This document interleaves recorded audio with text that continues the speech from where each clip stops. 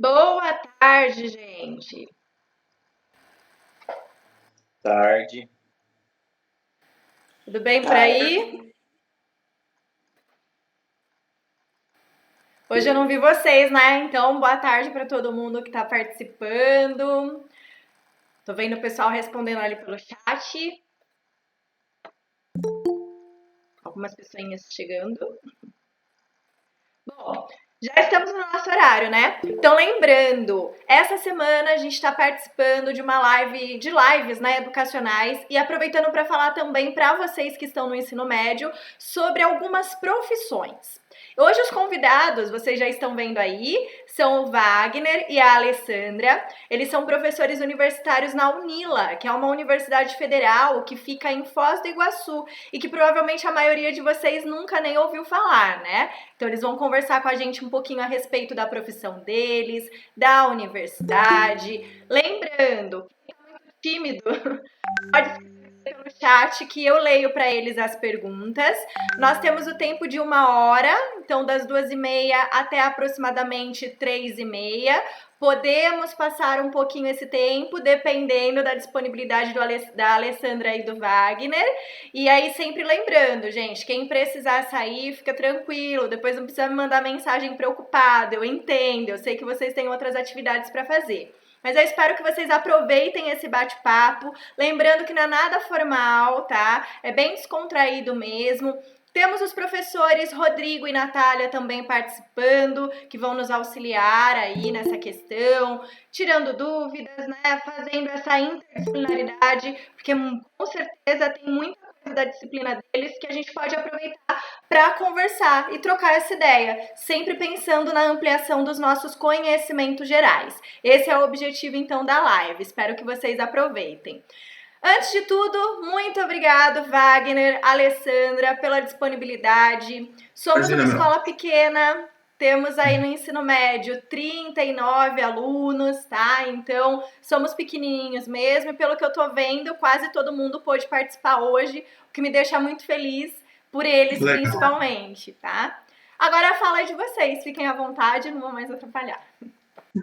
Imagina. Boa tarde, Boa primeiramente, para todos. Já gostaria de agradecer a Mel pelo convite, pela sua oportunidade, tá? E eu vou falar um pouquinho quem eu sou, o que eu cursei, como é que foi rapidamente para vocês a minha formação. Depois a gente fala um pouquinho onde a gente trabalha, certo? Meu nome é Alessandra, como a Mel já tinha divulgado para vocês. Eu sou professora de estatística, de probabilidade estatística, de bioestatística, enfim, todas as disciplinas que envolvem essa parte de estatística, de coleta de dados, enfim, na universidade.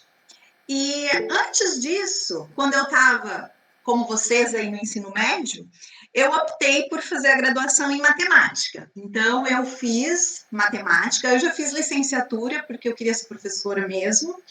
A gente tem as duas opções, ou faz licenciatura ou faz o bacharelado. No caso, eu escolhi a licenciatura.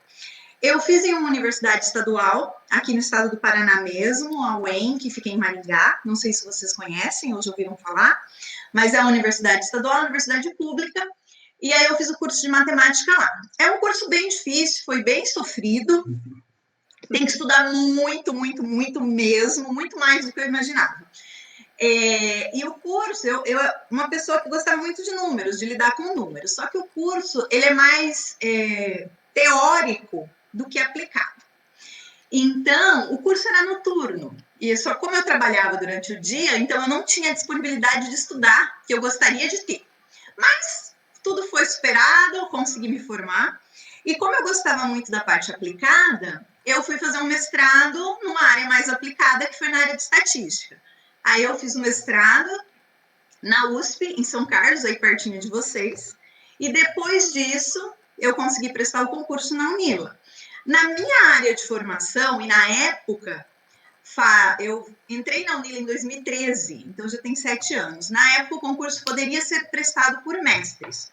Hoje já mudou um pouquinho a lei, o concurso só para quem é doutor, só quem tem doutorado. Caso não seja preenchido as vagas, enfim, pode ser reaberto por um título menor no caso do mestrado. Então, eu estou na Unila já tem 7 anos ministrando essas disciplinas. É bastante corrido, porque nós somos apenas 2 professores de estatística para mais de 8 cursos que têm disciplinas de estatística. Então, é um pouquinho corrido, mas é bem gostoso. Daqui a pouco eu falo um pouquinho como é o ensino de fato na universidade. Eu vou deixar o professor Wagner se apresentar. Professor. Eu sou o Wagner, sou professor também da Unila, mas sou esposo, sou marido da Alessandra. Né? Eu também já estou na Unila faz uns 5 anos. E, na verdade, a minha formação é biologia. Eu me formei na Universidade Federal de São Carlos, aí em São Carlos, né? Morei durante muito tempo por aí. Fiz o mestrado na área de ecologia, aí também na Federal de São Carlos. Fiz o doutorado na área também de ecologia na Universidade Federal de São Carlos. E fiz parte do meu doutorado, né? Que é o equivalente a um estágio chamado estágio sanduíche, na Universidade de Liverpool, na Inglaterra.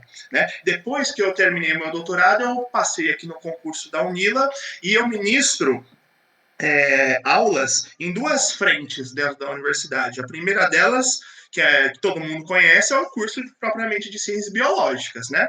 A segunda delas são disciplinas referentes ao ciclo comum de estudos da universidade. E eu, especificamente, ministro disciplinas na área de fundamentos da América Latina. Mas a gente vai conversar um pouquinho mais a respeito desse contexto diferente que a Unila se insere. É uma universidade nova, eu tenho certeza que muitos de vocês nunca nem ouviram falar a respeito da universidade. Então, a gente vai dar um panorama geral da universidade, panorama atual e histórico, para vocês entenderem um pouquinho mais nesse contexto dessas novas universidades que surgiram no Brasil aí nos últimos 10 anos. Tá certo? Então a Alessandra vai falar para vocês um pouquinho da Unila. Só uma coisinha que eu queria lembrar, de repente a gente pode ser interrompido, que a gente tem um pequenininho aqui de 3 aninhos, ele está ali com as atividades, mas de repente pode surgir um mãe, pai... Eventualmente a gente apresenta formalmente o Pedro para vocês. Legal, então, Pedro participa também. Então, falando um pouquinho da Unila, como é que a Unila começou a ser pensada?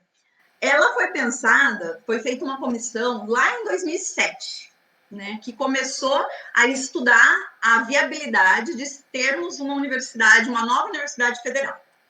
Aí decidiram, né, por ser em Foz do Iguaçu, em parceria com a Itaipu, a gente tem aqui a Itaipu, que tem muita parceria com tudo, no geral, com a cidade de Foz do Iguaçu, prefeituras, universidades, enfim. E a Itaipu, lembrando, eu acho que muitos de vocês sabem, é hoje a segunda maior represa de produção hidrelétrica. Ela perde lá para Três Gargantas, lá na China, mas é hoje ainda a maior produtora de energia hidrelétrica do mundo. Então, aqui a região de Foz do Iguaçu, em parceria com o Paraguai, Brasil-Paraguai, fundaram a Itaipu na década de 70 para a produção massiva de energia hidrelétrica para o país. Vai mais para São Paulo. Isso mesmo. Então, a Itaipu ela é uma promotora da região como um todo. Então, Foz do Iguaçu, tanto Foz do Iguaçu quanto as cidades lindeiras, que são cidades que participam do entorno da represa, elas são beneficiadas por ter a Itaipu por perto. Então, a Itaipu financia educação, saúde, segurança dessas cidades como um todo, e principalmente Foz do Iguaçu, que é a maior cidade da região lindeira, vamos dizer assim.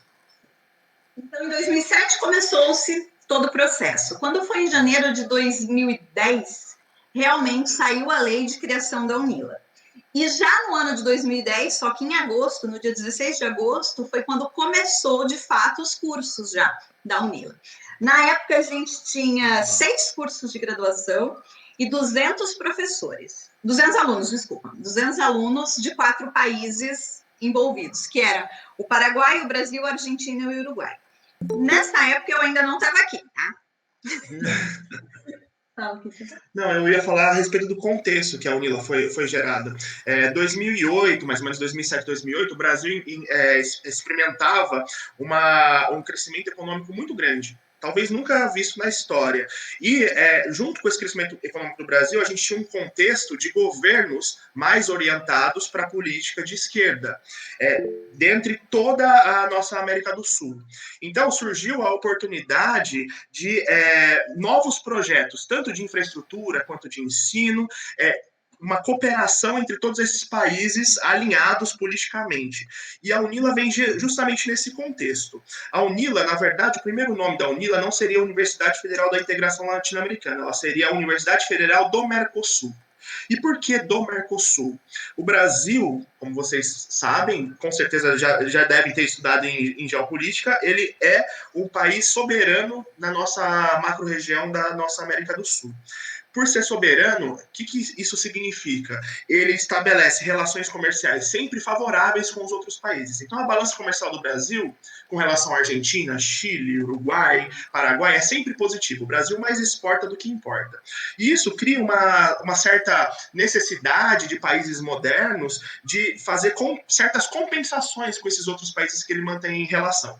Na Europa é assim. Existem algumas universidades na Alemanha, algumas universidades, se eu não me engano, na França também, que elas se disponibilizam a receber pessoas de outras nacionalidades cujas quais o país sede tem relações econômicas com esses países. Então, como é que funciona o sentido no caso da Universidade da UNILA? Ela foi idealizada para ser um meio de compensação pelo fato do Brasil ser soberano dentro da região. Então, o que acontece? Dentro da concepção da UNILA, nós temos que 50% dos alunos são brasileiros dentro da universidade e 50% dos alunos são de outras nacionalidades da América Latina como um todo. Então, América Latina e Caribe como um todo. Mais recentemente, a gente também tem recebido refugiados da Síria, refugiados africanos de guerras internas dos países. Então, a diversidade intrínseca dentro da UNILA, ela é muito grande desde a sua natureza. E essa, na verdade, é uma noção moderna de universidade que as novas universidades de uns 10 anos para cá, elas têm adotado. Inclusive, a gente tem uma outra universidade nesses moldes chamada Unilab, que é a Universidade Federal dos países luso-falantes, dos países luso-falantes, né? Que engloba não só, obviamente, alunos brasileiros, mas também alunos de outras nacionalidades que falam português. Então, isso propicia para a universidade uma diversidade intrínseca muito, muito grande, que é muito interessante dentro da universidade. Quando a gente fala de universidade, a gente tem que falar de diversidade.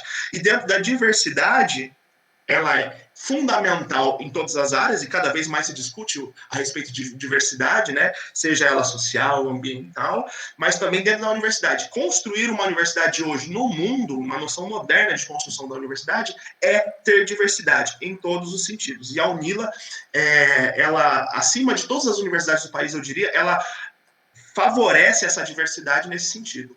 Outro aspecto bastante relevante da UNILA, e é sempre bom mencionar para gente que está interessado dentro da instituição, é que a universidade ela é bilíngue.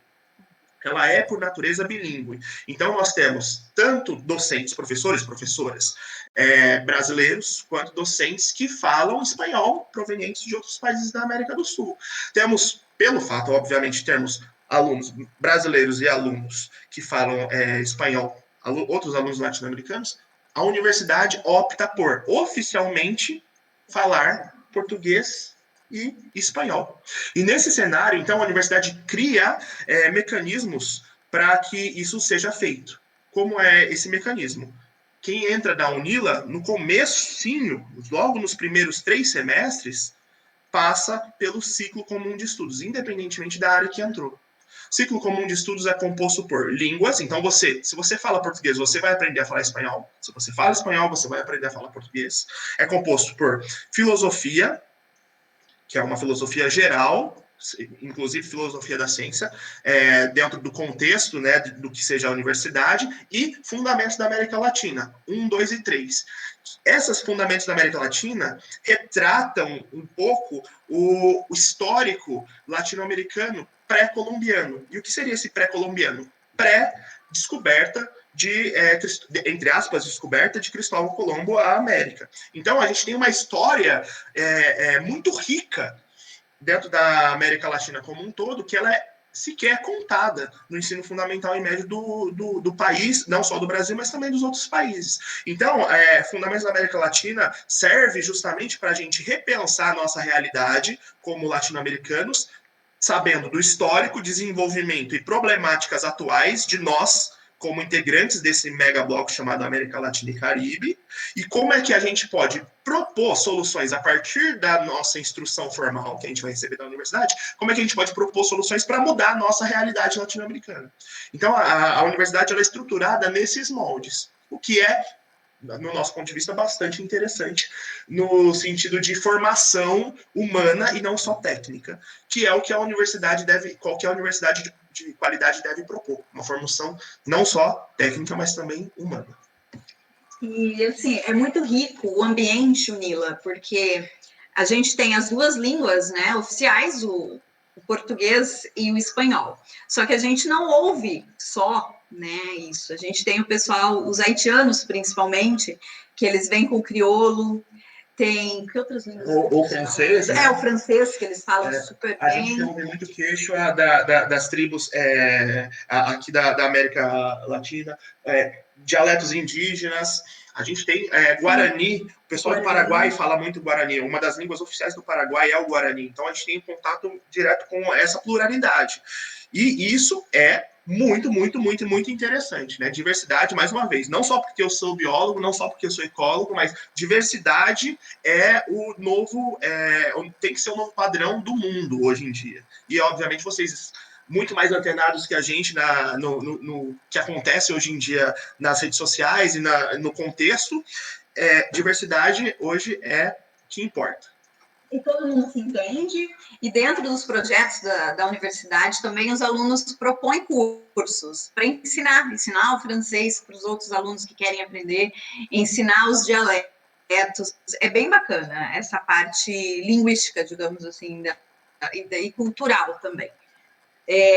Que já eles também promovem, né, encontros assim para trazer um pouco da culinária do seu país, a questão das danças, os costumes. Então são feitos festivais, pode chamar de festival, né?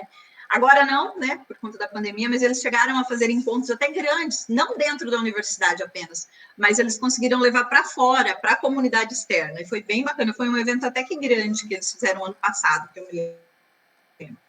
Então, só voltando um pouquinho, a Unila começou lá em 2010, então a gente tinha 6 cursos. Hoje a Unila tem 29 cursos de graduação. Então, para você escolher, você tem 29 opções aí.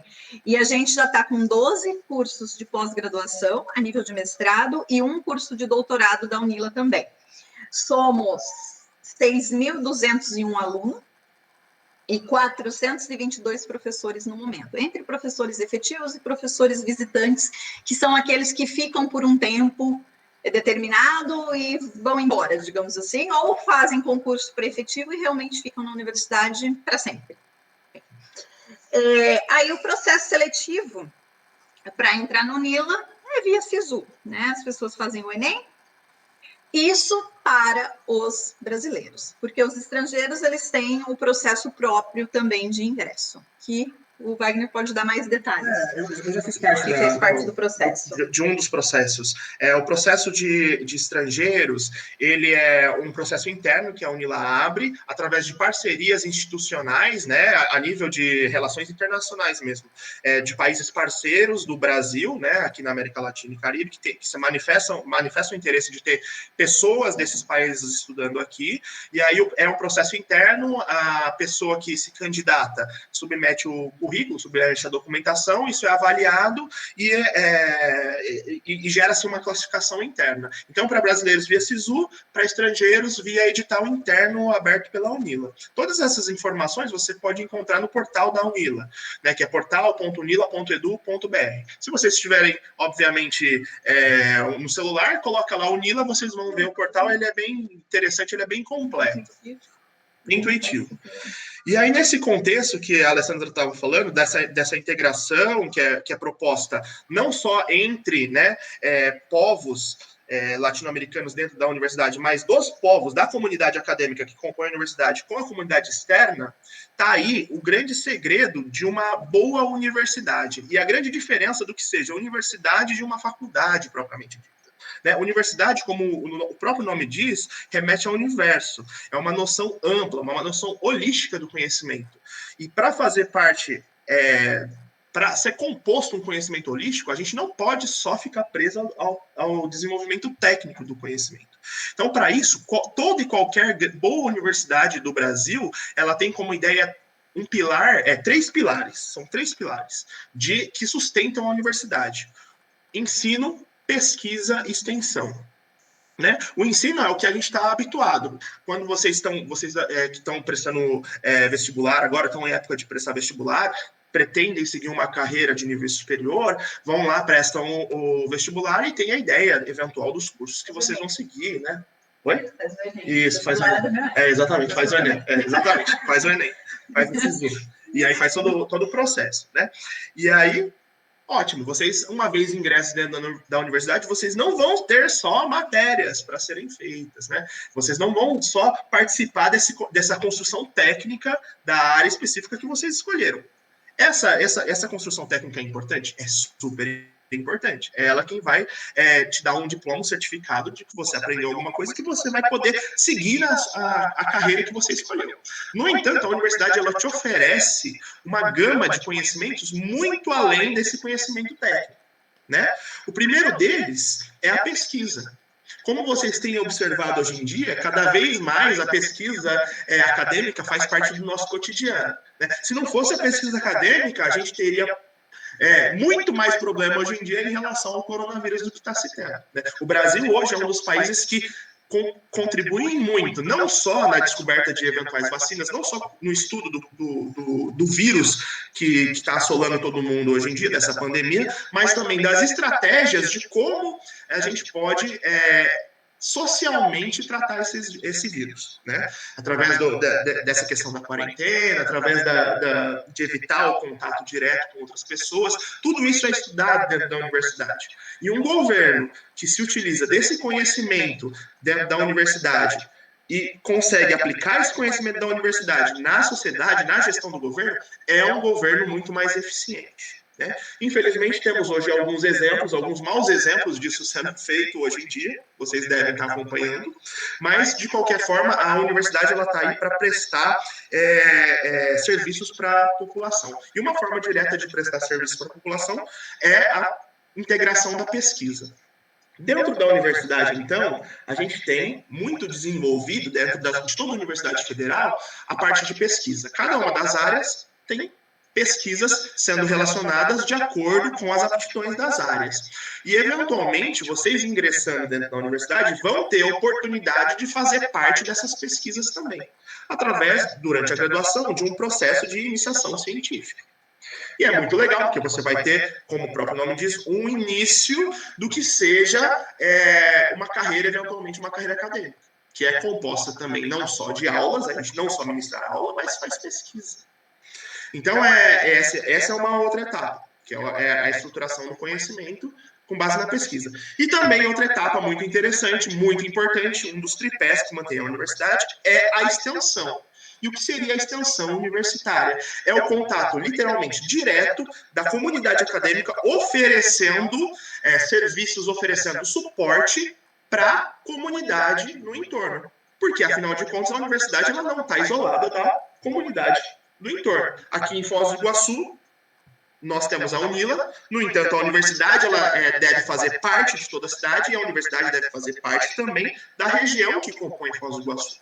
Para isso, nós temos vários projetos de extensão, que são projetos que oferecem a oportunidade da integração entre a comunidade acadêmica e a comunidade do entorno.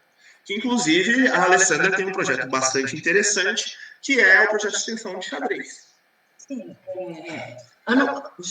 ele ocorreu ano passado, de maneira presencial, né? E foi muito legal, porque o que a gente viu? Qual era a nossa proposta, primeiro? Nossa proposta é fazer com que as pessoas conhecessem o xadrez e jogassem o xadrez. A gente viu que na universidade, os alunos mesmo, muitos sabiam jogar xadrez. E aí tem sempre aquele intervalo de aula, aquele horário pós-almoço, que às vezes fica lá ocioso, então a gente resolveu promover o xadrez. E aí, como é que acontece? A gente monta um projeto, o projeto é avaliado, é dado uma classificação para a questão de ter bolsa.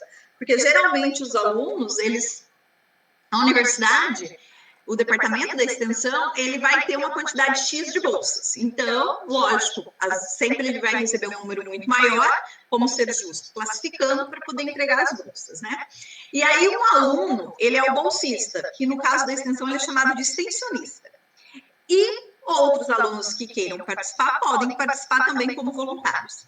Então, eu tinha no ano passado um extensionista, bolsista e 2 voluntárias. E para selecionar esse pessoal, enfim, foi feita uma entrevista e eu descobri quantos alunos muito bons em xadrez a gente tinha na universidade. Pessoas que já competiam, pessoas que que no seu país, né, de origem, já participavam de vários campeonatos e tinham uma classificação, já tinham dado aula. Então foi bem bacana já nesse primeiro contato que eu tive. Aí a gente promovia os encontros na universidade, nos campos que a gente tem 2 locais que tem aulas, que tem um maior fluxo de aulas, tem um terceiro local, mas lá só está o curso de música. Então, nesses outros 2 é onde tem mais alunos, né, transitando. Só que não é para ficar só dentro dos alunos da universidade, a extensão é justamente ir para fora, pegar a comunidade. Como fazer isso? Aqui em Foz do Iguaçu, a gente tem todo domingo de manhã uma feira que envolve artesanato, comida, brinquedo, arte. É uma feirinha grande. A gente foi divulgar o nosso projeto lá. Então, montamos lá uma mesa, colocamos os tabuleiros e falamos. Aí, o que foi legal? Muita gente não conhecia a Unila, mesmo sendo de Foz do Iguaçu. Então, a gente conseguiu divulgar a universidade, não só o xadrez. Aí, a gente falou do xadrez, e a gente percebeu o quanto as crianças se aproximavam, o quão foi o interesse das crianças em ver o xadrez. Muitas já jogavam xadrez também. Então, durante o ano passado, aí a gente fez encontros também fora da universidade, porque um dos campos é de fácil acesso, o outro fica lá onde está Itaipu. Então, lá não é qualquer pessoa que entra, tem que ter uma autorização para poder entrar. Então, lá as pessoas não conseguem ir, mas no outro campus, sim, ele é aberto. E nesse outro campus tem um outro projeto de extensão que acontece, que é uma feira de orgânicos, de verduras, legumes. Então, a gente fez também do lado da feira, também colocamos lá a nossa mesinha com os nossos tabuleiros. E aí, os filhos das pessoas que estavam nessa feira, porque qualquer pessoa cadastrada no outro projeto, né, poderia ir lá para vender a sua verdura. E aí, eventualmente, às vezes, como era final de tarde, as crianças tinham saído da escola, estavam por ali. E elas acabavam vindo também para a gente para jogar xadrez. No decorrer do projeto, a gente fez 2 torneios adulto e um torneio infantil. O infantil foi recorde, a gente tinha 60 crianças participando. Então, foi muito bonito, foi, sim. Eu me apaixonei mais ainda pelo xadrez quando eu vi o amor das crianças. Esse ano a gente está com o projeto novamente, só que devido à pandemia a gente está fazendo tudo online. Então, não está sendo como o ano passado. Né? Então, a gente criou um grupo no WhatsApp e por lá o extensionista manda desafios, ele manda vídeos ensinando algumas jogadas, então a gente está fazendo agora desta maneira, né? É a maneira que dá para fazer nesse momento, né? Esperamos que tudo acabe logo para que a gente volte aí para as feiras, para que a gente volte a falar mais de perto com a comunidade. Mas a extensão é algo bem bacana e existem muitos projetos de extensão que envolvem ensino, que envolve artes, que envolve um pouco de tudo, né? Uma professora amiga nossa, ela já reformou 3 bibliotecas. Então, ela pegou a biblioteca, uma na Argentina, uma no Paraguai, outra aqui no Brasil, foi lá, reformou mesmo, o pessoal da engenharia civil colaborou, fez o que tinha que fazer na parte de infraestrutura, pintou, colocou livro, colocou móvel, ficou a coisa mais linda. Então, tem muitos projetos, assim. E justamente essa é a noção, o verdadeiro... A coisa realmente importante da extensão universitária é justamente essa. Como a Alessandra falou, tem muita gente, mesmo dentro da cidade, que não conhece a própria instituição. Em São Carlos mesmo, tem muita gente que, por incrível que pareça, não conhece. O USP não conhece o UFSCar, não tem a noção de quais são as vias que ela poderia adentrar dentro da universidade. A universidade é tão distante, tão distante, tão distante, que ela nem vislumbra um futuro acadêmico, um futuro fazendo uma graduação nessas universidades que são públicas. Né? No final das contas, então, a extensão ela serve justamente para aproximar a universidade das pessoas e muito mais até no sentido de aproximar as pessoas da universidade, né? Essa via ela tem que ser de mão dupla. E, como eu disse para vocês adentrando nas universidades, numa boa universidade, seja federal, seja estadual, ela vai te dar essa oportunidade de conhecimento holístico. Não só especificamente em relação ao seu conhecimento técnico, mas também a atuação direto em contato com a sociedade, seja por pesquisa, seja por extensão. No projeto, nesse torneio que eu fiz com as crianças, os pais tiveram que levar as crianças, né? Para poder competir. Então foi muito encantador, porque muita gente ficou assim, nossa, eu não sabia que era aqui, nunca tinha vindo, não conhecia. Então a gente conseguiu apresentar a universidade fisicamente também nesse dia. Temos dúvidas, Melina? Eu vou fazer uma perguntinha que eu tenho certeza que eles também querem saber. Aí depois eu vou abrir para eles. Beleza. Quais são os cursos que a Unila oferece? Alguns dos cursos? Vamos lá, estamos com a lista aqui. Porque a gente não vai lembrar todos, né? Antropologia, cinema, história, seja lá licenciatura ou bacharelado, né, na América Latina, letras também, licenciatura e bacharelado, música, biologia, biotecnologia, ciências da natureza, engenharia física, matemática, medicina, química, saúde coletiva, administração pública, ciências políticas e sociais, né, ciências econômicas, desenvolvimento e segurança alimentar, filosofia, relações internacionais, serviço social, arquitetura, engenharia civil, engenharia de energias renováveis, engenharia de materiais, engenharia química, geografia, bacharelado e licenciatura. Todos esses cursos. Então, a universidade ela aborda todas as áreas do conhecimento. Diferente, por exemplo, da USP, né? Que ela é mais voltada para exatas, ela é mais parecida com a UFSCar, né? Que tem diversas áreas do conhecimento. O que, na nossa opinião, também é muito salutar, é muito interessante que tenha gente de todas as áreas trocando ideia, interagindo, não só entre si, mas com a comunidade como um todo. Realmente, né? Uma gama de possibilidades que vocês estão tendo contato a partir de agora, gente. Lembrando, reforçando que o ingresso é pelo Enem, né? E hoje saiu a notícia da enquete que eles fizeram para possível data do Enem e parece que a votação teve majoritariamente votos para maio do ano que vem. Mas eu ainda não li a notícia e sexta-feira a gente conversa na aula a respeito disso, tá? Vou me informar melhor para a gente poder conversar. Mas tá aí, ó, mais uma possibilidade que o Enem abre. E aí eu vi que o João até escreveu ali no chat, né? Caraca, quanta coisa, bastante, e etc, né? E é isso mesmo. E é algo que é nosso, a universidade é nossa. É isso que a gente tem que ter em mente. E a maioria das pessoas não tem. Vou abrir para vocês. Alunos, professores, alguma pergunta? Fiquem à vontade. Às vezes um pouquinho que eles digitam. E aí eu vou guardar.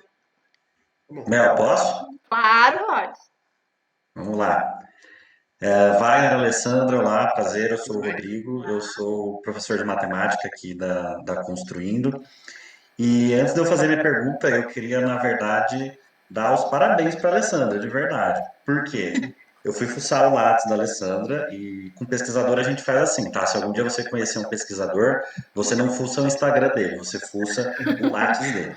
Aí eu fui fuçar o Lattes da Alessandra e, Alessandra, só para contextualizar, eu estou formado aqui na USP de São Carlos também, então a gente conhece algumas pessoas em comum aí, com certeza. Sou formado em engenharia e estou fazendo a licenciatura aqui também agora. E eu vi que o seu mestrado foi com o Cancho. Foi com o gancho. Então, eu queria mesmo te dar os parabéns, porque este Cancho, só para vocês saberem, é um professor de estatística que na USP, no departamento de matemática em especial, no Instituto de Matemática, existem algumas pessoas que são conhecidas como cavaleiros do apocalipse, porque são professores que têm aí uma certa dificuldade de aprovar uns, e este que foi o orientador da Alessandra era um dos cavaleiros, tá certo? Eu quase tive aula com ele, no último segundo o nome dele desapareceu do sistema e veio uma outra professora que foi bem mais tranquila. Alegria. Eu fui a que primeira falava aluna no dele de fundo, no mestrado. fundo? O que foi, Isa? É esse que falava no fundo, no fundo? Não, esse era do departamento de aeronáutica. O Cancho era do departamento de matemática mesmo. Mas, só fazendo essa pequena introdução, na verdade, o que eu queria perguntar para vocês dois é o seguinte: vocês falaram que a Unila ela começou com 7 cursos, né? Acho que em 2010, e já agora em 2020 ela está com 29 cursos. Querendo ou não, em 10 anos é uma ascensão muito grande. Eu sei 23. pela história da Unila que no governo Lula ela era meio que a menina dos olhos das universidades aí do Lula, e por conta aí de como a gente sabe que está o ensino público superior nos últimos anos e a pesquisa, a diminuição a diminuição dos investimentos tem sido muito forte. E dado que a gente está num governo que não preza nem pela educação do ensino superior e nem pela integração latino-americana, eu queria saber de vocês como vocês enxergam nos últimos anos, principalmente nos últimos 2 anos, a questão de incentivo federal, seja em recursos, seja em apoio com o pessoal, qualquer coisa nesse sentido aí, como tem sido a evolução aí da facilidade de trabalhar com ensino e pesquisa na Unila. Assim, ano passado a gente já teve um corte de verbas bem grande, né? A gente ficou um tempo que os editais ficaram sem saber quantas bolsas teria, se teria. Os alunos, porque a gente tem, além da pesquisa, da extensão, a gente também tem monitoria. Então, o aluno pode, né, se candidatar para ser monitor de determinada disciplina, que é auxiliar o professor, auxiliar os outros alunos, na verdade, né? E todos os apoios. Então, eu lembro bem da monitoria, porque era para começar, não começou. Os alunos começaram voluntários, eles iam receber a partir de 3 meses para frente, mas não retroativo. Então, assim, um grande baque que a gente teve já foi, ano passado, assim, foi gritante, né? E teve cortes mesmo, deu uma desmotivada, assim, né? A gente teve que, por exemplo, os projetos, a extensão, eu fiz o torneio, eu fiz porque eu fiz. Eu não tinha recurso nenhum para fazer, para uma premiação, para nada. Então, a gente teve mesmo esse corte mesmo, né? A gente pode dizer. E mesmo do ponto de vista ideológico, a gente teve muitos problemas. Olha só, gente. Imaginem a situação. A gente está numa universidade, que é a Unila, que ela teoricamente, 50% das vagas são destinadas a estudantes estrangeiros, né, da América Latina como um todo, inclusive cubanos, inclusive venezuelanos, né, que são inimigos, governos inimigos ideologicamente do governo atual.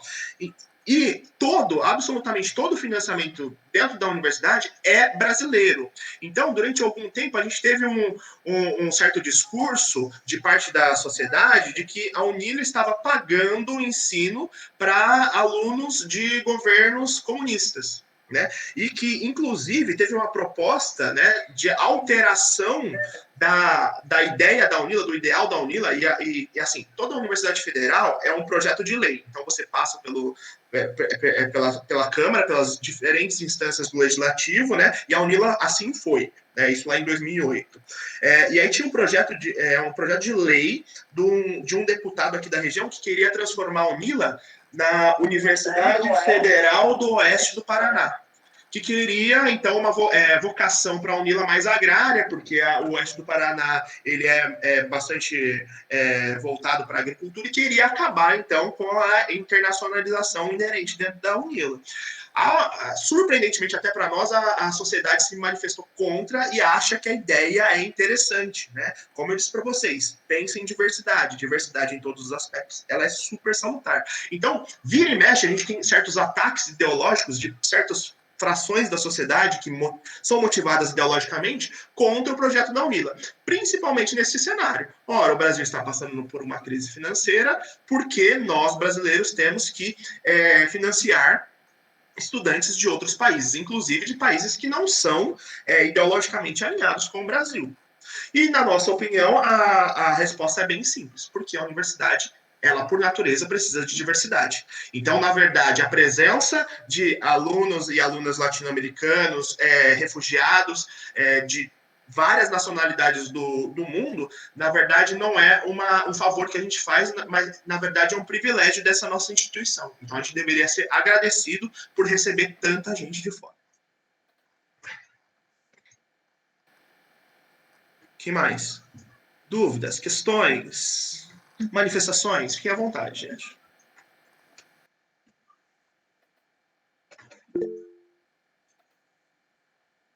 Vamos resolver.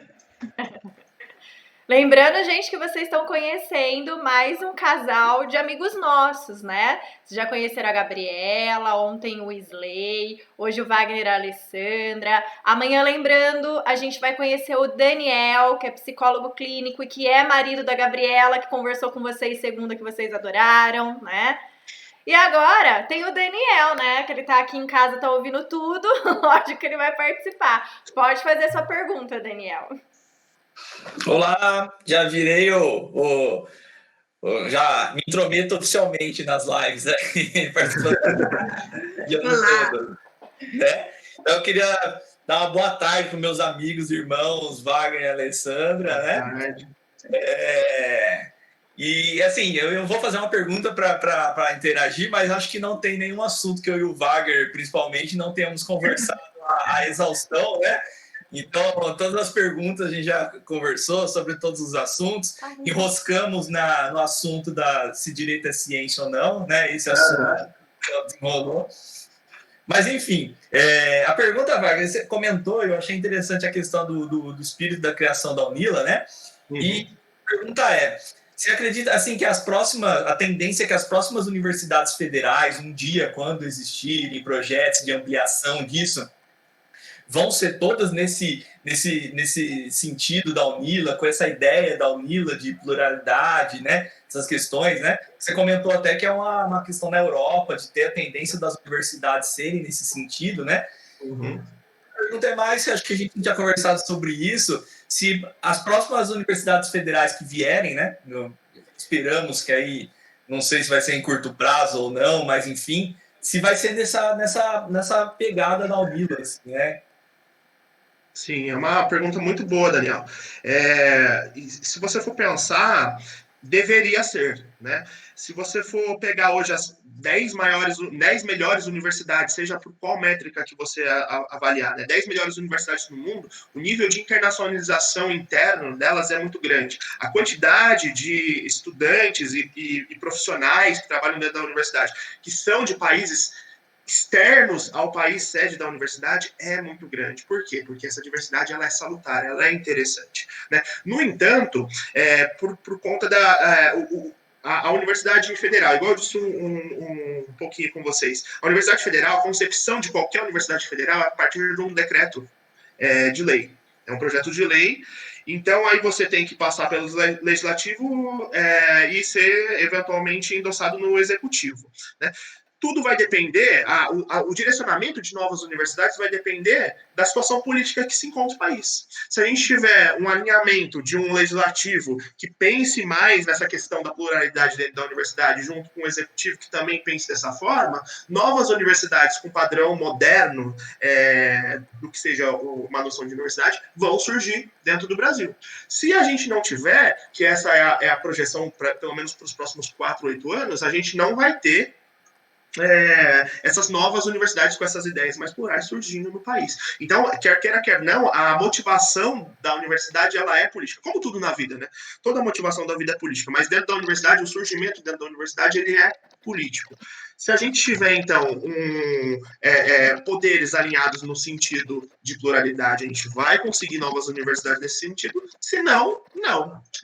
Então, assim, a gente acredita, né, que nos próximos 8 anos, 10 anos, essa próxima década, a gente não vai ter. E, na verdade, a gente até acredita que, provavelmente, mais para frente, dependendo de como for a situação, o projeto Nila também vai ficar enfraquecido. Né? A gente vai ter mudanças drásticas a respeito do projeto Nila. Né? A gente acredita que só não teve mudanças drásticas porque o Ministério da Educação, que é quem coordena as universidades do país, está uma bagunça, como vocês têm visualizado. Né? Então, aí eles não conseguem se auto-organizar, então eles não vão atuar em frentes tal qual a UNILA, né? Que, como diz muito bem o Rodrigo, era a menina dos olhos do governo Lula. Imaginem vocês, uma universidade que, com dinheiro público,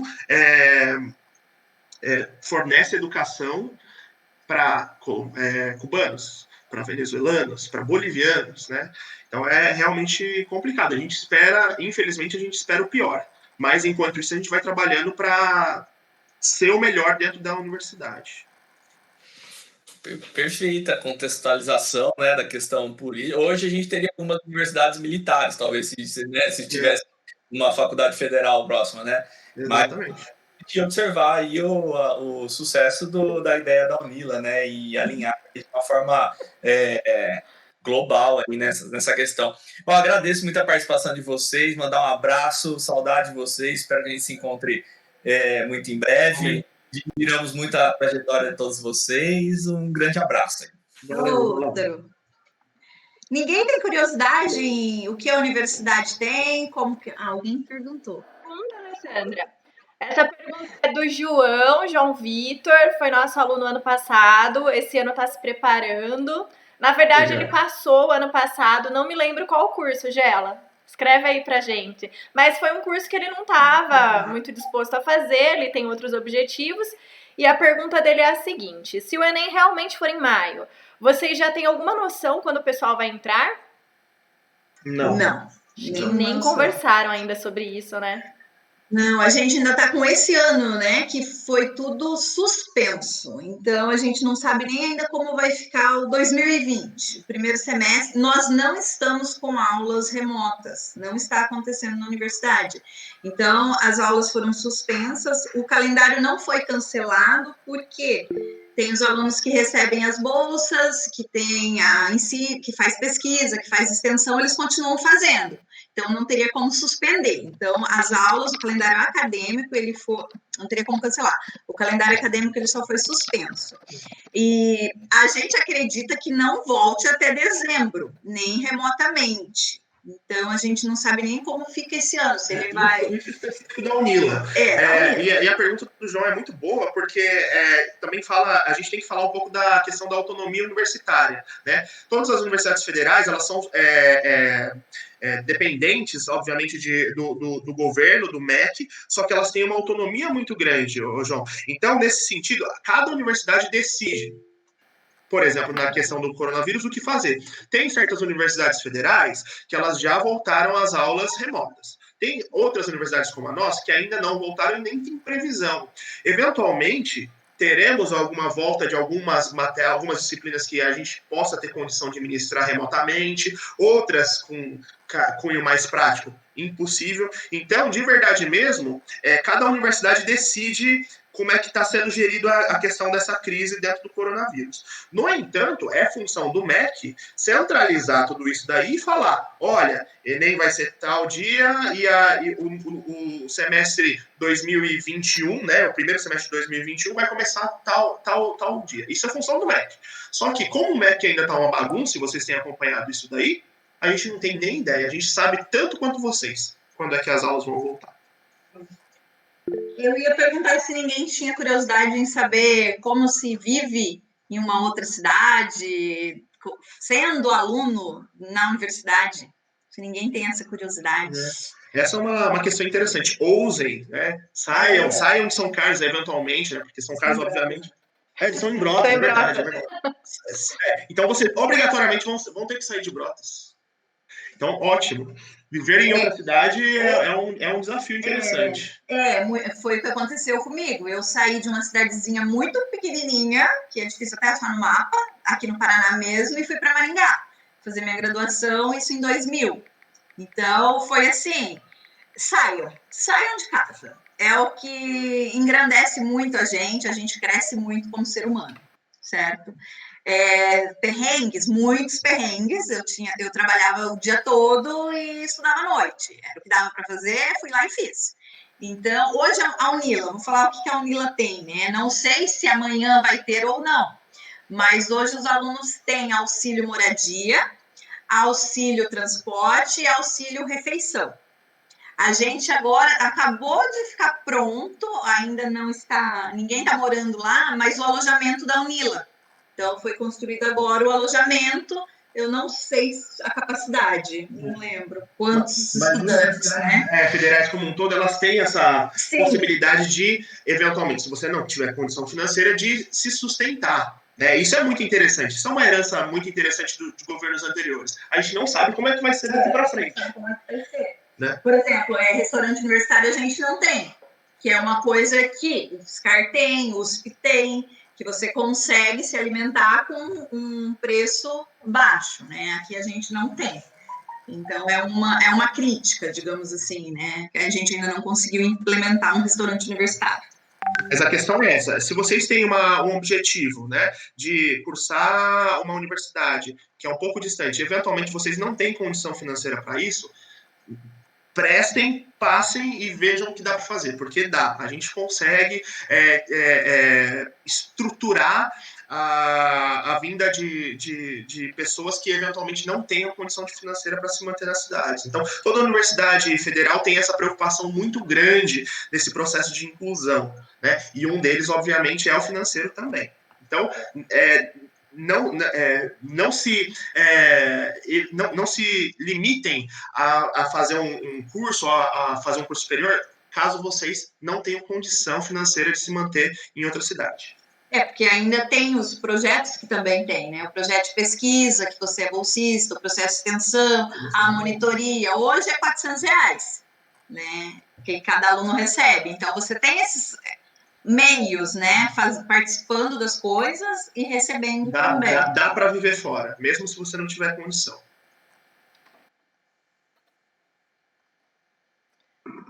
Acho que vocês estão tirando todas as dúvidas, né? E aí eu vi que a professora Natália tem uma pergunta. Pode falar, Natália. Bom, me apresentar, né? Sou a Natália, sou professora de Biologia em Brotas. Tudo bem? Prazer. Eu tenho eu não me lembro se vocês falaram que tem o curso de Biotecnologia, não me lembro. É o curso de graduação, né? Graduação. Queria mais ou menos que, se você pudesse falar um pouquinho como é esse curso em relação... Porque é uma dúvida que eles têm bastante em aula, né? Por que não fazer biologia e fazer biotecnologia? Qual é a diferença principal? O que engloba? Legal. É uma excelente pergunta. O curso de Ciências Biológicas, inclusive especificamente da Unila, ele tem um enfoque mais para a parte de ecologia e conservação. Tanto é que ecologia e biodiversidade, né? Isso, ecologia e biodiversidade. Então, é mais voltado para a área ambiental, né? No geral, os cursos clássicos de ciências biológicas, eles são tão grandes, que você acaba aprendendo muito pouco de um monte de coisa, né? O que é diferente desses cursos novos, quais o de biotecnologia. O de biotecnologia, ele é como se fosse vamos dizer assim, um braço dentro das ciências biológicas, pensando no conhecimento como sendo algo amplo, ciências biológicas, só que ele é mais voltado para a parte de tecnologia. E o que seria isso?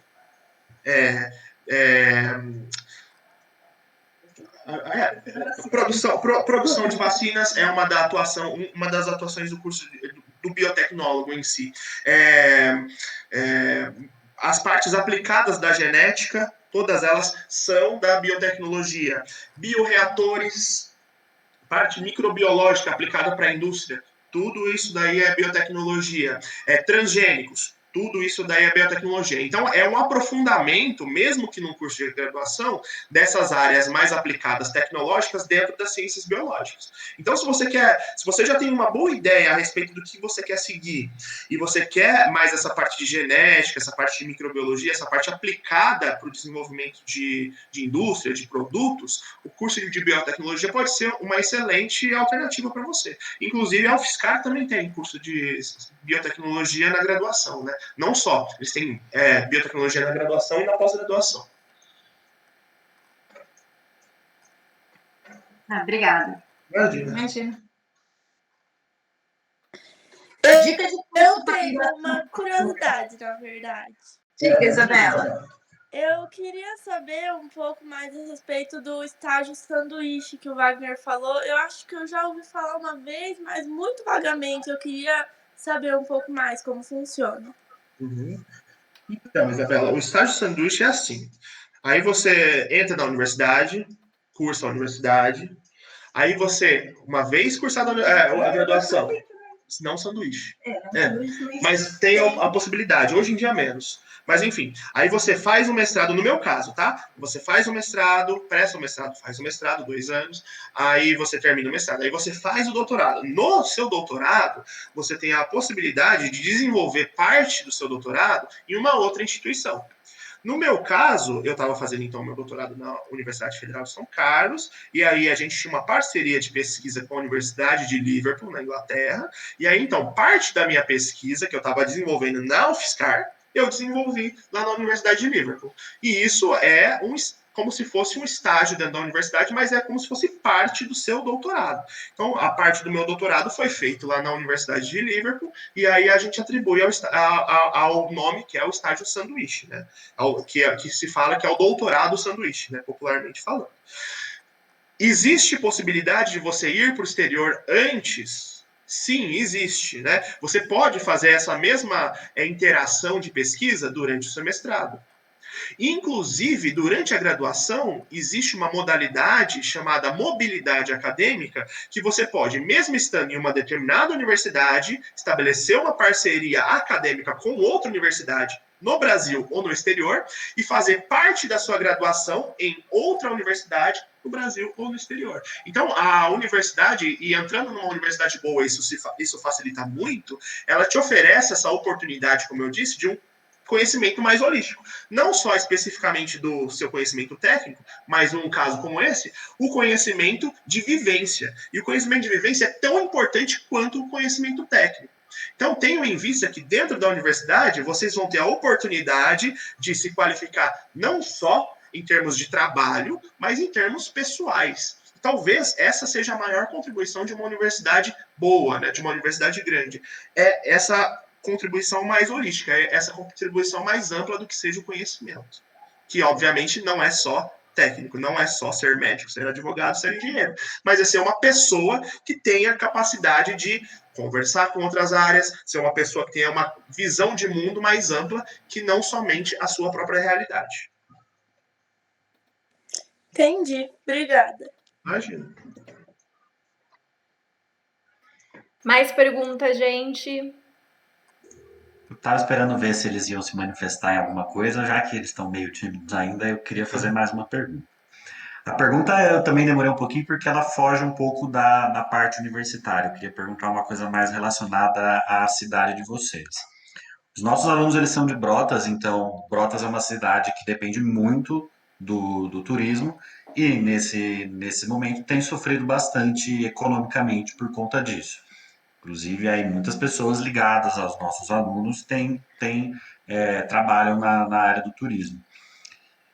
Eu acredito que Foz sofra duplamente com esse problema, né? Tanto por depender muito do turismo, como por depender do comércio, aí talvez da troca de pessoas com o Paraguai. Aí eu queria saber, na visão de vocês, como que vocês acham que Foz está reagindo, como é que está a pressão política por reabertura econômica, como é que está a situação aí em Foz, dado esse panorama aí de que é uma cidade que aparentemente estaria bem afetada aí por conta do nosso isolamento social. Quer responder? Ô, Rodrigo, é uma excelente questão, porque Foz realmente é extremamente dependente do turismo. Tanto é que a cidade tem pouquíssimas indústrias. E todo o comércio, mesmo o interno, ele é totalmente influenciado com a questão turística. E aqui, Argentina e Paraguai estão fechados. Então, um dos grandes atrativos para as pessoas virem para Foz do Iguaçu, além das cataratas, também era fazer esse bate-volta com a Argentina e o Paraguai. Então, a cidade realmente ela está interrompida nesse sentido. O lobby turístico na cidade é muito grande de fato. Inclusive, há 2 semanas atrás, reabriram o turismo dentro da cidade. Então, as grandes atrações, Cataratas, Parque das Aves, Itaipu, todo mundo reabriu para turismo. No entanto, não sei se vocês estão acompanhando os noticiários, parte do Paraná está fechado novamente a partir de hoje, inclusive Foz do Iguaçu. Por quê? Nas últimas 2, 3 semanas, isso, entre aspas, coincidentemente se deu com a abertura do turismo novamente, os casos subiram de uma maneira que o sistema de saúde não está dando conta de suportar. Então, a gente vai voltar, estamos fechados durante 15 dias, isso é um decreto estadual, inclusive, que a prefeitura aderiu, e, sim, é muito complicado. Tem muita gente sendo demitida. Nessas horas, o apoio governamental ele é fundamental, né, econômico, mesmo que sejam aqueles R$600, isso ajuda bastante.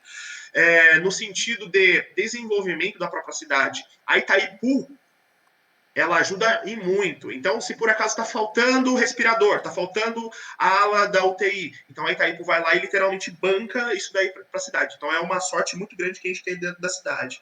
Então, a situação na cidade, ela só não está mais descontrolada, tanto em termos de saúde quanto em termos econômicos, devido à tutela da Itaipu. Foz é a cidade que mais testa no Paraná. Foz é uma das cidades que mais testa no Brasil, proporcionalmente. Acredito que sim. Né? E porque a gente também só não teve o colapso antes, porque nós fechamos já lá no comecinho de março. O primeiro caso aqui saiu dia 12 de março, dia 16 de março a gente estava fechado. A cidade inteira foi fechada, inclusive rodoviária e aeroporto foi fechado. E, então, isso deu uma boa segurada. Aí, depois que tudo foi reaberto, agora nós estamos vendo, né, as consequências.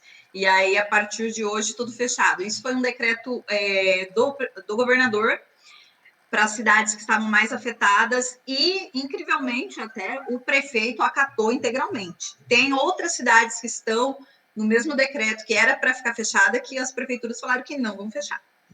Então, Foz do Iguaçu, ela está cumprindo de acordo com o que é necessário. No entanto, esse lobby turístico realmente é muito importante. E o prefeito, na nossa opinião, né, ele está sendo bastante corajoso em fazer as medidas que são necessárias no nosso ponto de vista. Né? Mas a gente sabe que é super complicado. E a questão econômica ela deve ser levada em consideração. E Foz do Iguaçu é turismo, assim como Brotas. Não tem jeito.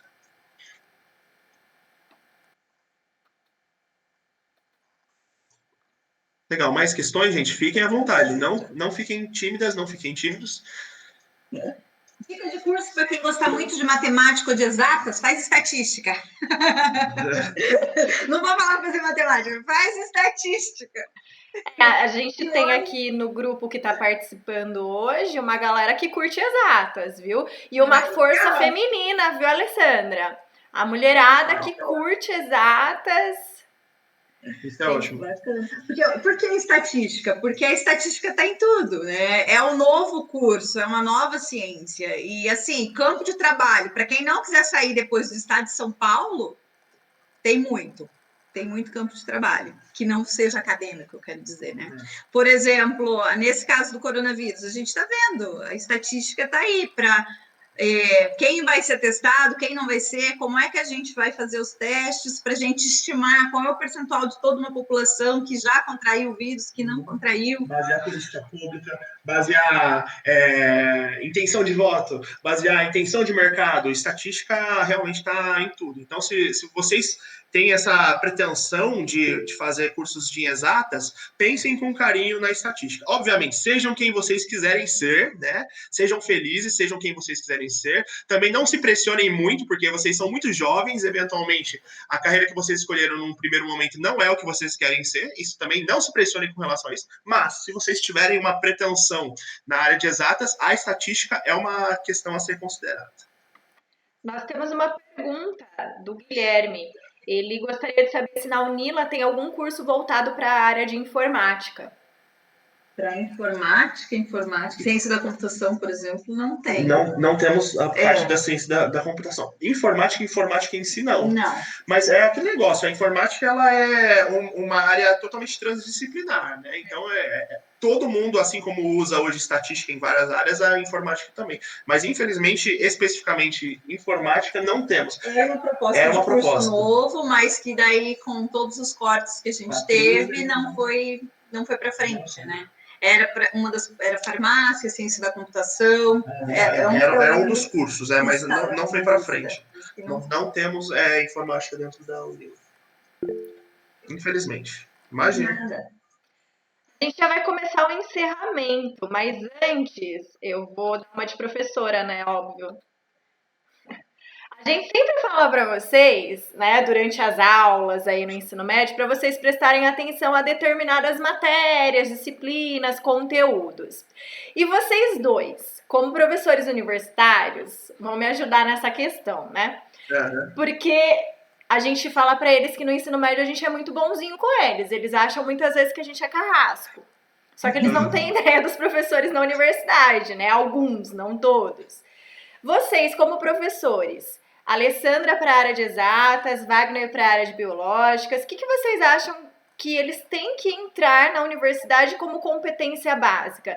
Por exemplo, a Alessandra sempre fala muito daquelas operações matemáticas básicas. Vocês podem, para a gente começar a conclusão, dar dica do que eles têm que ficar esperto, atentos? Porque o Rodrigo deve sofrer um pouquinho com essa parte de matemática básica, né, Rods? Sim. Então é bom que eles reforçam o nosso discurso. Para mim a disciplina, por exemplo, né, eu dou aula de estatística, mas você precisa saber matemática. Não a matemática avançada, aquela que você vai ver antes de fazer estatística ou paralelamente, que seria o cálculo, por exemplo. Não. O que eu preciso que os meus alunos saibam seria o que é uma função, saber somar fração, subtrair fração, fazer as operações com fração, conseguir enxergar a fração não como um numerador e um denominador, mas que 1 dividido por 2 é 1 dividido por 2, 0,5. Conseguir ver o número nas suas diferentes representações, porque isso vai ajudar muito no entendimento da estatística. A análise combinatória é importante para entender depois as teorias de probabilidade. Isso falando particularmente da estatística. E muita gente chega na universidade e não sabe mesmo, se perde. Ou, às vezes, se perde usando a calculadora. Não é que eu quero que vocês saibam somar meio mais um quarto mais um quinto, fazer uma conta toda à mão, tirando o mínimo múltiplo comum. Não, eu quero que vocês façam isso mesmo na calculadora. E muita gente se perde nisso, por quê? Porque não consegue enxergar a diferença de representação numérica que um número pode ter. Então, é onde eu mais sofro, que os alunos não sabem matemática básica. O básico, às vezes, lá da sexta, sétima, não é? As funções de segundo grau não são já do terceirão que vocês veem lá, um pouquinho mais para trás. É aquela velha história, mas por que eu vou usar? Acho que eu nunca vou usar isso na minha vida, então eu coloco lá naquele cantinho do esquecimento e deixo lá, né? Aí, por exemplo, agora a gente estava vendo no coronavírus, por exemplo, um crescimento exponencial. Meu Deus, o que é mesmo exponencial? A gente viu lá na matemática o que era, né? O que é uma exponencial. No meu caso é um pouco até mais simples. Tem muita gente que tem muita dificuldade em entender regra de 3. Né? Proporção básica, muita dificuldade, não sabe fazer uma regra de 3, não sabe estimar se tal coisa está para 100%, quanto da tal coisa é 80%. Né? A regra de 3 é a matemática instrumentalizada para a biologia. Né? Precisa saber, precisa de qualquer forma saber, e tem muita gente que não sabe. E, além disso, o que seria muito interessante, uma habilidade muito interessante saber ler e interpretar gráficos, né? Isso, tem uma figura lá que ela representa alguma coisa, eventualmente tem um eixo esquisito lá do X, um eixo esquisito lá do Y, tem um certo comportamento. Saber interpretar gráficos. Muito difícil não saber interpretar gráficos e estar, por exemplo, num curso de ciências biológicas, num curso de química, num curso de ciências exatas e biológicas como um todo, né? E assim, gente, por incrível que pareça, essa é uma coisa que a gente vai falar e a Alessandra também concorda, né? A gente tem muita dificuldade com bastante gente que entra e literalmente não consegue ler e interpretar. Não consegue. Tem uma determinada frase, um determinado conteúdo, a pessoa não consegue ler o que de fato está escrito ali. E não estamos falando de gente que vem de outros países, né, que são hispanohablantes. Não é por conta do idioma. É uma coisa assim, saber ler e interpretar. Né? Obviamente, outro critério fundamental dentro da universidade que a gente tem muita dificuldade é saber escrever de maneira sucinta e clara. Né? Vem aquelas frases de 5, 6, 7, 8 linhas, com cada uma das frases tendo 4, 5 ideias embutidas, sendo que a gente resolveria isso facilmente com vírgulas, pontos, né? E a pessoa está lá escrevendo 7, 8, 9 linhas inteiras numa mesma frase, com várias ideias, né? Então, é básico, mas é muito importante, porque dentro da universidade isso vai ser cobrado, porque isso vai fazer parte da formação técnica, inclusive, de vocês. Então, saber, regra de 3 no meu caso, saber ler um gráfico, interpretar gráfico, saber ler e compreender a informação que está contida no texto e saber escrever de maneira sucinta e inteligível são atributos fundamentais dentro da universidade que vocês vão precisar exercitar desde o primeiro dia que vocês ingressarem. Isabela Surya, a próxima vez que você reclamar de alguma coisa da matemática, eu vou te falar que um biólogo falou que isso é importante, tá bom? Você não reclame mais.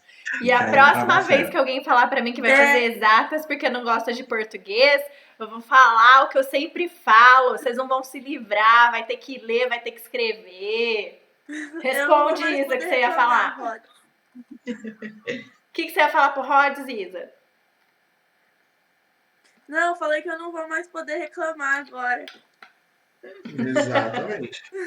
Não, e ainda mais, se você for seguir na área de ciências biológicas, a exatas incluída, seja estatística, seja matemática, sejam modelos, não tem jeito. A matemática é uma forma de explicar o mundo de uma maneira parametrizada. Então você não vai escapar. Se você for fazer história, eventualmente você vai ter que usar muita matemática, muita estatística. Se você for fazer ciências sociais, obviamente, não estamos falando nem da parte de exatas, nem de engenharia, nem de matemática, não. Estamos falando da área de humanas, né? Se você quiser ter uma visão do mundo um pouco mais parametrizada, um pouco mais embasada em dados que podem ser comprovados cientificamente, inclusive, você vai precisar pelo menos perpassar por conceitos básicos da matemática. Então, se você está esperando entrar num curso de humanas para se livrar da matemática, pode ser. Por exemplo, eu dou aula na saúde coletiva, que não é de exatas, né? Tá ali humanas biológica.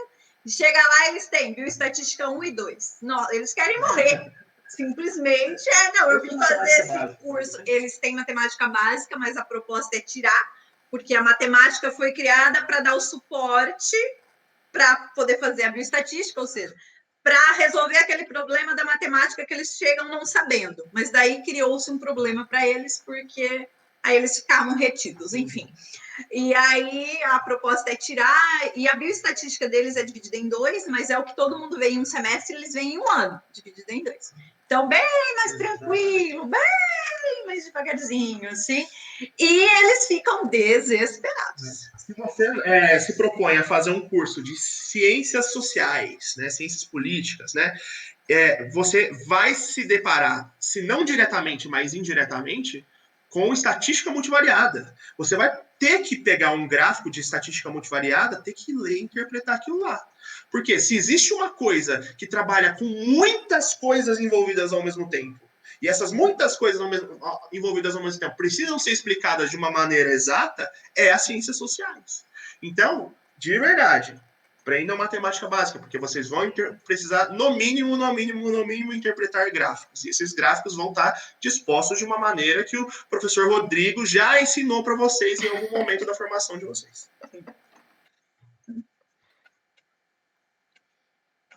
Pessoal, mais alguma pergunta de vocês? Eu vi aqui no chat que tem mais uma pergunta do Daniel. Então, eu vou deixar ele fazer a pergunta, depois eu aguardo a pergunta de vocês, e aí a gente encerra por hoje, tá bom? Então, Daniel. Eu de novo intrometendo aqui. Algumas coisas que a gente não conversou tão recentemente, né, Wagner? E faz tempo que a gente não se encontra pessoalmente, mas eu tô nessa guinada aí para uma parte acadêmica, né, na minha parte do direito. A pergunta que eu faço é, se toda a profissão, toda a faculdade cabe uma vida acadêmica, né? A Alessandra na parte de matemática, você na parte de biologia, né? A minha dúvida, assim, tem algum... E os alunos que estão aqui, cada um vão seguir um caminho, né? E em algum momento pode ter essa vontade, se já não tem, de seguir uma parte acadêmica. A parte acadêmica cabe para qualquer área do conhecimento, assim, ou tem algum ponto que você fala, olha, não, aqui eu não cabe aí trilhar um caminho acadêmico. E obviamente, tem algumas áreas de conhecimento que tem um talento a mais, assim, para seguir uma parte acadêmica, né? Mas cabe a todos, assim, a parte acadêmica, quem quiser? Cabe. Daniel, cabe. Por definição, a partir do momento que você tem um curso superior, você tem que ter alguém para ministrar esse curso superior. E, eventualmente, essas pessoas podem ser de outras áreas correlatas, mas podem ser também da área específica daquele determinado curso. Então, absolutamente não existe qualquer área dentro da universidade, dentro de, ou seja, faculdade ou universidade, que é ministrado em ensino superior, que não caiba uma carreira acadêmica. Não existe. Justamente por conta disso, né? Se você está dentro da universidade, você tem que ter... se você está numa graduação dentro da universidade, você tem que ter quem te ensine. E quem te ensine teve que ter uma carreira acadêmica para te ensinar aquilo lá. Se ele teve que ter uma carreira acadêmica para te ensinar, existe uma carreira acadêmica para aquela determinada área. Por definição. Então, não existem. Mais alguma pergunta, gente? Curiosidades? Eles ficam bem quietinhos assim na aula? Claro que não, né? Eles estão aproveitando que a gente não tá vendo eles. Eles estão escondidos atrás da tecnologia.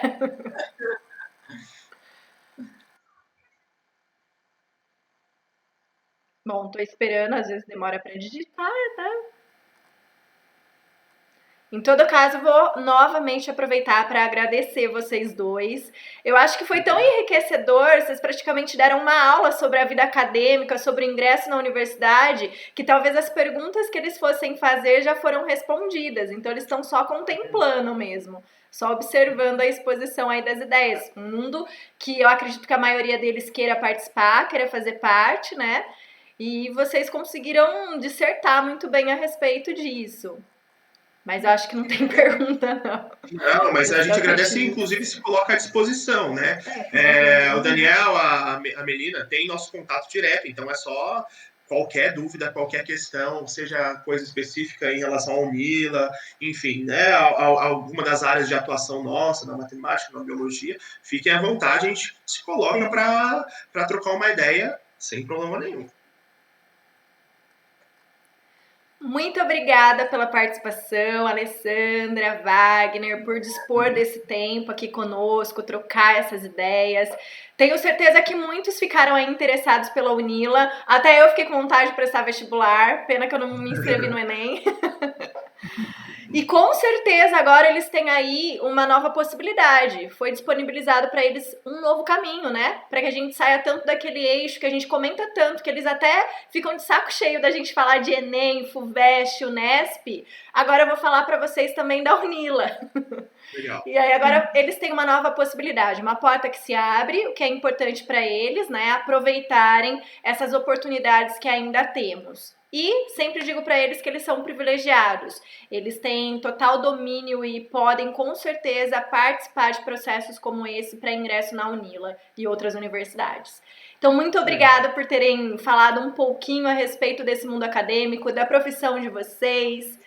E agradeço, vou passar o contato, como vocês falaram. Na sexta-feira, todos eles vão receber os contatos de todos que puderam participar.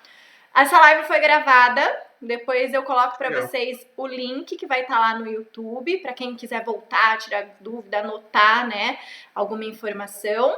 E é isso, gente. Encerramos por aqui. Muito obrigada pela participação de todos, principalmente dos professores Rodrigo e Natália, que estão acompanhando a gente desde o começo da semana, participando. E lembrando também que provavelmente muitas das informações que a gente está trocando ao longo desses dias, terceirão, a gente vai usar no projeto da professora Natália, que logo, logo ela vai comentar com maiores detalhes para vocês, tá?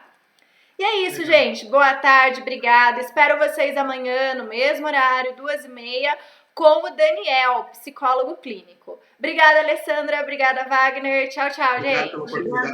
Tchau, tchau, gente. Tchau, Olha lá, tchau. eles acordaram.